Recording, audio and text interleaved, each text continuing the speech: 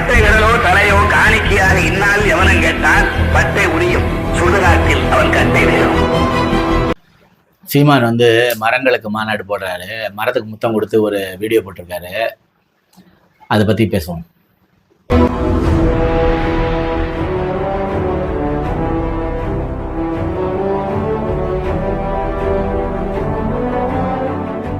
வணக்கம். Dravidian stock YouTube சேனலுக்கு உங்களை வரவேற்கிறேன். இந்த காணொலியை சப்ஸ்கிரைப் பண்ணி பாருங்கள், லைக் பண்ணுங்கள், ஷேர் பண்ணுங்கள், கமெண்ட் பண்ணுங்கள். அதாவது மனிதன் வந்து ஓரறிவு அறிவை ஈரறிவுன்னு தமிழ் பாடல்களே சொல்லியிருக்கு. அதை பார்த்து தான் தமிழர்கள் வந்து அறிவு நிலையை வந்து முன்னாடியே கண்டுபிடிச்சாங்க. 6 அறிவுங்கிறதோட இதெல்லாம் எல்லாத்தையும் மனிதர்கள் முன்னாடியே கண்டுபிடிச்சாங்கங்கிறது தெரிஞ்சிருக்கும். அப்போ வந்து இந்த இதில் பைபிளில் கூட ஒரு டைலாக் உண்டு. நீ உலகத்தை எல்லாத்தையும் படைச்ச கடவுள் வந்து கடைசியாக இதிலெல்லாம் அதோட உயர்வான ஒன்று வேணும்னு சொல்லி தான் மனுஷன் படைச்சாரு அப்படின்னு சொல்லுது. இப்போ எல்லா உயிரினங்களோடைய உயர்வானது மனிதன் தான். அந்த மனிதனை சக மனிதனை மதிக்கிறது தான் ஒரு மனிதனோட கடமை. அவனோட வாழ்க்கை நெறி, அவனோட அன்பு, எல்லாமே மரியாதை, எல்லாமே அந்த சக மனிதனை மதிக்கிறானா அப்படிங்கிறது மட்டும்தான் அந்த மனித வாழ்க்கையோட மாண்பு. ஆனால் மனுஷனை மதிக்காம அவனை வந்து கெட்ட கெட்ட வார்த்தையில அந்த மகனை இந்த மகனை அவனை இவனை பாம்பளை பொம்பளெல்லாம் வித்தியாசம் இல்லாமல் தாரதமியம் இல்லாமல் பேசி தள்ளிட்டாரு சீமானு. எல்லா காணொலி, எல்லா ஒளிப்பதிவு எல்லாத்துலேயும் வந்து யாரெல்லாம் என்னெல்லாம் பேசுனேங்கிறது, பிரபாகரன்லேருந்து பொட்டம்மான்லேருந்து கட்சி தொண்டர்லேருந்து காளியம்மாலேருந்து நத்தம் சிவசங்கரன்லேருந்து சொல்லிக்கிட்டே போகலாம். நீ வந்து பேசின அவ்வளோ பேரும் பேசினேன். இது வந்து கட்சி வகையில் தலைவர்களாக இருந்த திரு பிரபாகரன் அவர்களே பொட்டம்மானே எனக்கு பயிர்னு பேசுனது ஒரு வகை இருக்குது. இதுக்கப்புறம் அந்த ஐபிஎஸ் அதிகாரியான ஒரு தன் சொந்த சமூகம் கேட்ட ஒரு லேடியை அவாய்வுன்னு பேசின வீடியோ, அதிமுக காரன்கிட்ட வீடியோ பேசின காணொலி வெளியாடுச்சு. அப்புறம் வந்து நான் ஏன் காணொலியை பார்த்தீங்கன்னா உங்களே ஓத்தாமான் பேசியிருப்பேன்டான்னு சொல்லி பேசினது இருக்குது. எதிர்கட்சி தலைவர்களை அவங்க வந்து அவர் வந்து எவ்வளோ மரியாதையாக அவங்க அப்பா இருந்ததுக்கு துக்கம் கேட்டார். நீ உன் வீட்டு தேடி வந்தவனை உன்னை வீட்டுக்குள்ளே நீ எவ்வளோ பேச்சு பேசினாலாம் தெரிஞ்சும் உன்னை வீட்டுக்குள்ளே அனுமதிச்சு உட்கார வச்சு காஃபி கொடுத்தாரு. இதெல்லாம் இருந்தும் நீ வந்து எவ்வளோ மனிதர்களை தரக்குறைவா இன்னைக்கு தமிழ்நாட்டு அரசியலில் சக அரசியல்வாதியோ எதிர் அரசியல்வாதியோ கூட்டணி கட்சிக்காரங்களையோ யாரையுமே மரியாதை இல்லாமல் பேசுகிற ஒரு வார்த்தையையும் மரியாதை இல்லாத பேசுகிற பழக்கத்தையும் கெட்ட கெட்ட வார்த்தைகளை மேடைகளில் பயன்படுத்துகிற ஒரே அரசியல் கட்சி தலைவர் சீமான் தான். அதனால் நீ மனுஷனை சக மனுஷனை மதித்ததே இல்லை. நீ விரும்பலை அந்த பொம்பளை உனக்கு எப்படி ஏற்பட்ட பொண்ணாக இருந்தாலும் ஒரு பொண்ணு அந்த பொண்ணை எவ்வளோ கேவலமாக பேசி கடைசியில் அவளை பாலியல் தொழிலாளின்னு சொல்கிற அளவு அந்த மாதிரி ஒரு பொண்ணுக்கிட்ட நீ சப்போஸ் நீ பண்ணுற வார்த்தைகள்லேயே அதை பயன்படுத்தினா அந்த மாதிரி ஒரு பொண்ணுக்கிட்ட போகிறவன் எவ்வளோ ஒரு மோசமான ஆம்பளை. அந்த பழியை கூட உன் மேலே சுமத்திக்கிட்டு நீ வந்து அந்த பொம்பளை மேலே இப்படி ஒரு வார்த்தை சொன்ன. அதனால் நீ லைஃப்பில் ஒரு மனுஷனை சக மனுஷனை யாரையுமே நீ மதிச்சதில்லை.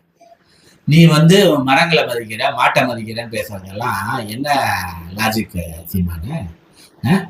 ஒரு நியாயம் வேணாமா இந்த மாதிரிலாம் ஒருத்தவங்களை பேசுகிறவங்க? அதாவது இது எப்படின்னா சனாதானத்தை பின்பற்றுறவங்களோட செயல்கள் பற்றி ஒரு கருத்து இருக்குல்ல, அவங்க யாரை மதிப்பானுங்க யாரை மதிக்க மாட்டாங்க. லார்ட் மவுண்ட் பேட்டனை வந்து கோயிலுக்குள்ளே விட்டுட்டு அம்பேத்கரை வெளியில் நிறுத்தின சமூகம் இந்த இந்திய சமூகம். லார்ட் மவுண்ட் பேட்டனுக்கு வந்து குளம் போத்துறாக்கா, பரதேச போத்துறமா, கௌசியை போத்துறமா, மேஷராசியா சிம்மராசியா, அந்த இந்த நட்சத்திரமா ரேவதி நட்சத்திரமா, எந்த நட்சத்திரமா, அந்த எந்த ஏதாவது இருக்கா, ரோஹிணி நட்சத்திரமா, மிருகசூஷமா ஏதாவது இருக்கா லார்ட் மவுண்ட் பேட்டனுக்கு? அவன் வெள்ளத்தோல்காரன் அவ்வளோதானே.